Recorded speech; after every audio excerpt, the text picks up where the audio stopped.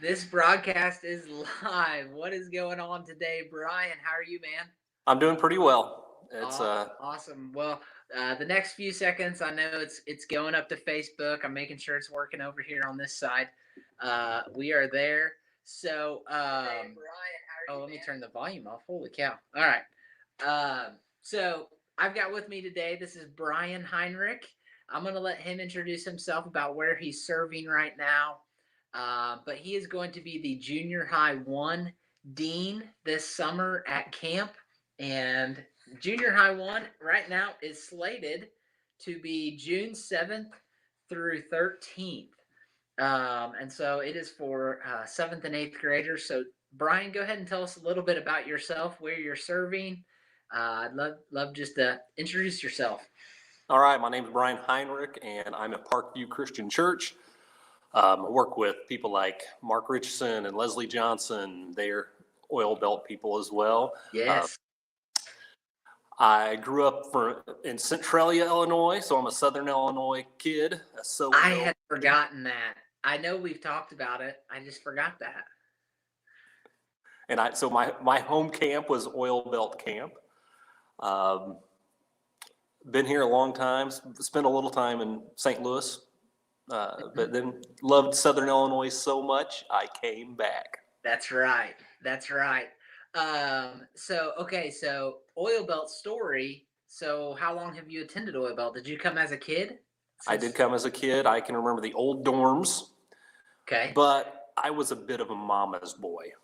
Oh, really? So a full week of camp was a little rough for me.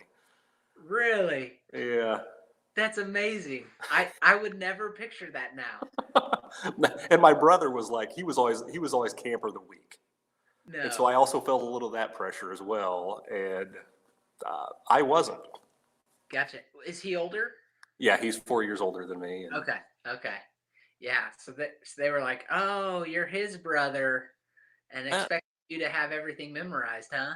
Maybe, but I don't even know if it was that. I think it just put the expectations on myself. The first couple times I went, but it had more to do with I just didn't like being away from home until about junior high. So yeah, okay. So so did you start coming more, or did you start coming more when you got into ministry? Well, I did like 3 or 4 weeks of camp. The athletes week was a week that I did that I really enjoyed.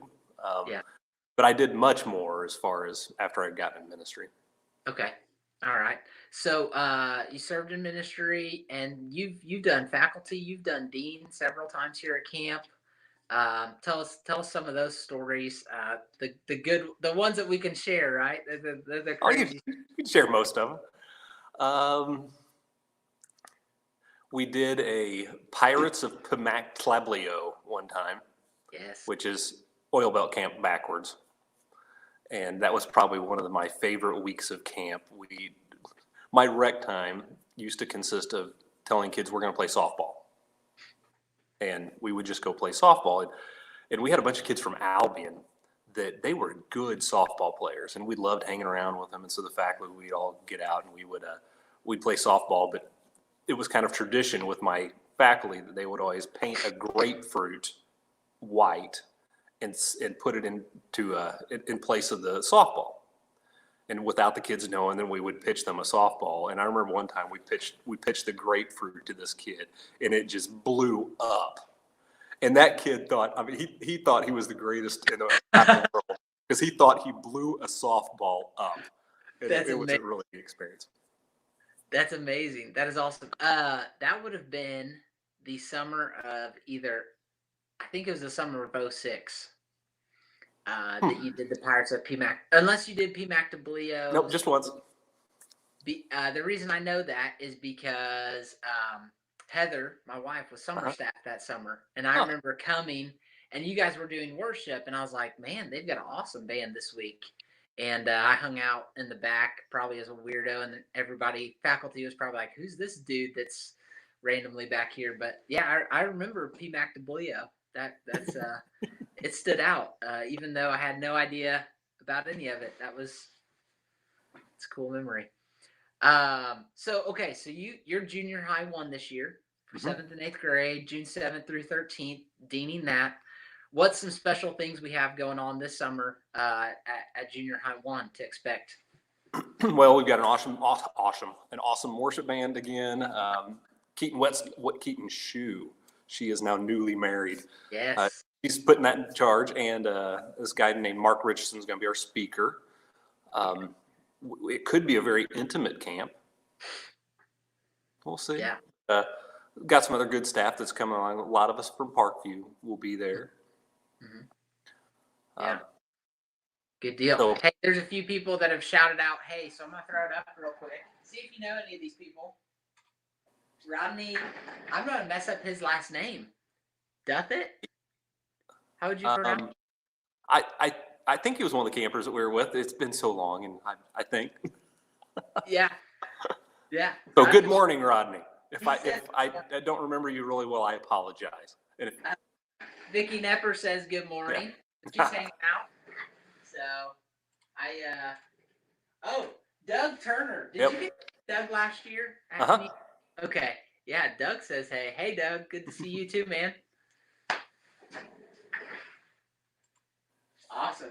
I love that feature. I know once I get a webcam, I don't know if you heard a few weeks ago, I'm trying to get a webcam so I can do it on my computer, but I've got to do an iPad. And so it's crazy, but it's all good. Okay, so junior high. So you've done camp for a while. You've seen what it does in a kid's life. What are some things, reasons you love camp? I mean, you spent, I'm not going to count the days or weeks that you've probably spent because you'll go, oh, wow. Yeah, I'm an old man. I'm old in the camp world. That's right. Yeah, you've put a lot of time in at camp. I mean, you're very involved. You come to strange overnighter, big overnighters, the weeks of camp. You come and lead worship at camp. I mean, you've put in a lot of time at camp, and so why do you believe so much in camp? What are reasons kids need to come and experience a week at camp? Well, here's kind of the funny thing is, first of all, camp is it's a great time. Yeah. And be able to do that. But for what I see, why camp is so important isn't always what you actually see at camp. Why I see camp is so important is because of, like, now that I've been doing this long enough, I've been doing I've helped with the high school camp the last couple of years, and I'll have people that are now in ministry that will come up to me and they'll say, hey, yeah, I remember when you led worship at Pirates of Pimac Pueblo or whatever camp it was. And it's obvious that now they're in ministry, and camp was one of those times that it impacted their lives that much that now it made them do what they're doing.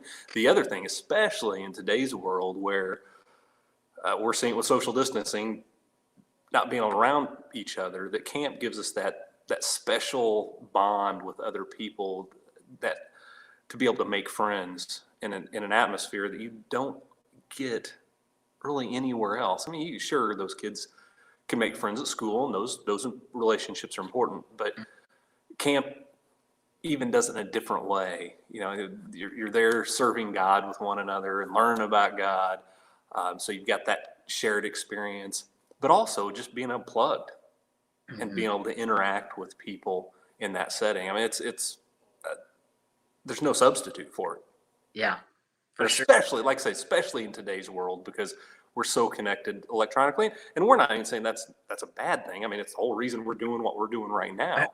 We are electronically connected right now. Yeah. To several people watching and commenting and talking through a screen. I mean, it's just amazing what we can do, but the value of the personal and being with people, spending time, it's huge. It's huge. Yeah. Anything else to add to camp? I kind of cut you off there, but anything else? That's all right.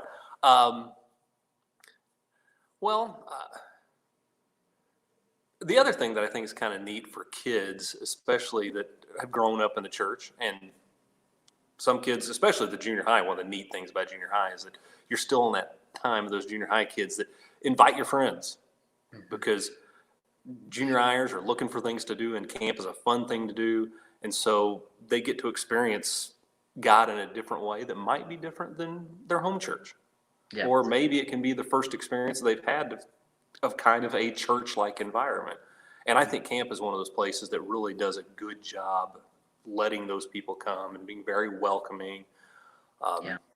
and a great atmosphere for them.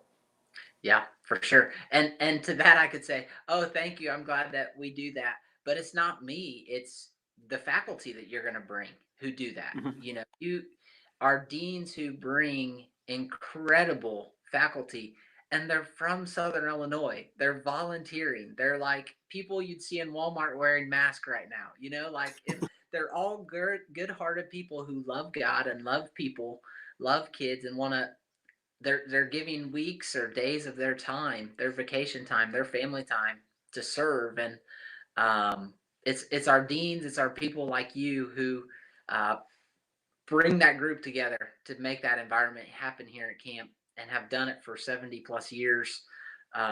It's awesome. It's just such a blessing to be here. I'm looking forward to this summer. For those of you that haven't heard yet, we are still planning on having our full summer camp schedule right now. We're watching every day to see what new guidelines and things there are that we need to follow, seeing what ways we can improve the camp.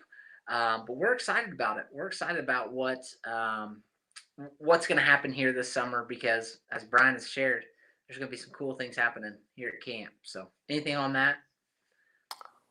Sound I good? think I think that if camp is if we're able to do it, that it would be a very welcome addition to people's lives. Oh yes, for sure, for sure. Hey, last question on that as we wrap up here. Um, what are some things you've been doing, maybe as personally or as a church, to get through this time? You know, and to glorify God in the best way, because we've never done that. Um, Even looking back at years before, people just haven't had the opportunities to do some of the stuff we've done during their pandemics or shelters in place. So, what are some things you've been doing that have helped you through this time, and just to serve God in special ways?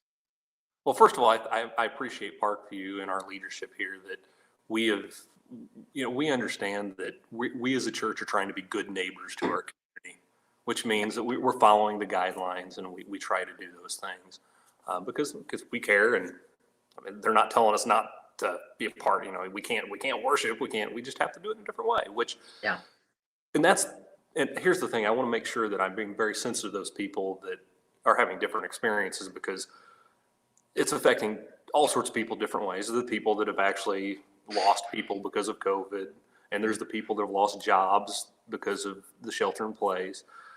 But for me personally, it's changed my schedule.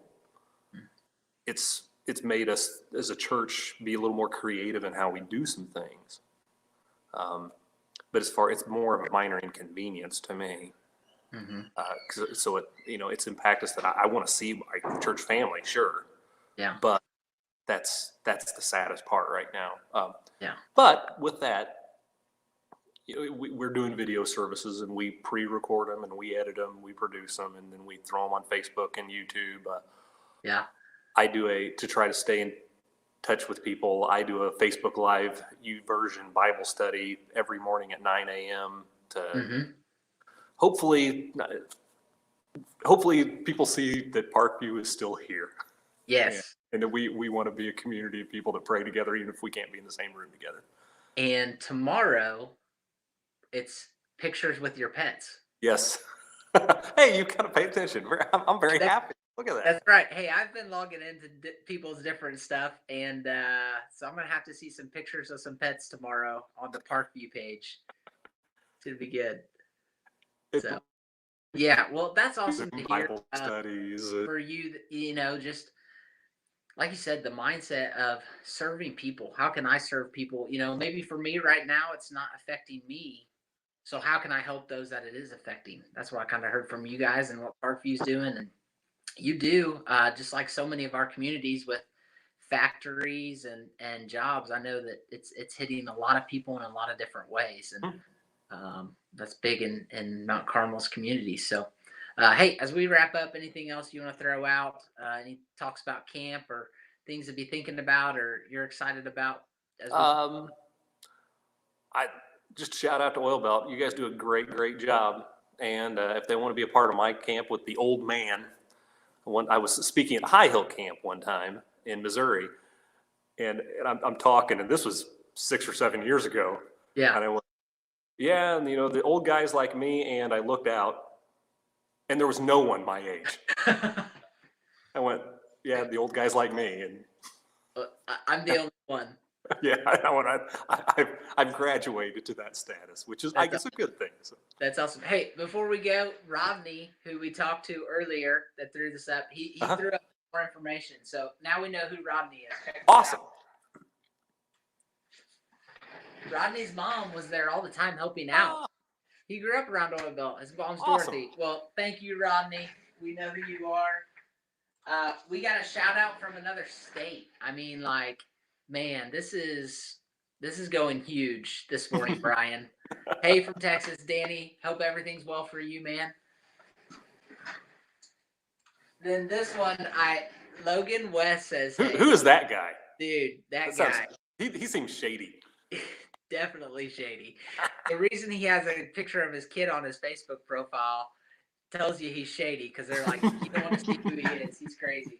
So, Logan, good to see you, bud. And Doug said well to something, but because of the delay, I don't know what the well was to. So maybe he just welled at some point through it. So I don't know. But hey, man, I hope you have a great day. Thank you so much, Bryan. Thanks for having me. Yeah, I appreciate your time. Appreciate everything you do. Looking forward to a great summer. Hope to see you at Oil Belt in a few weeks. All right. Yeah. All right, man. See ya.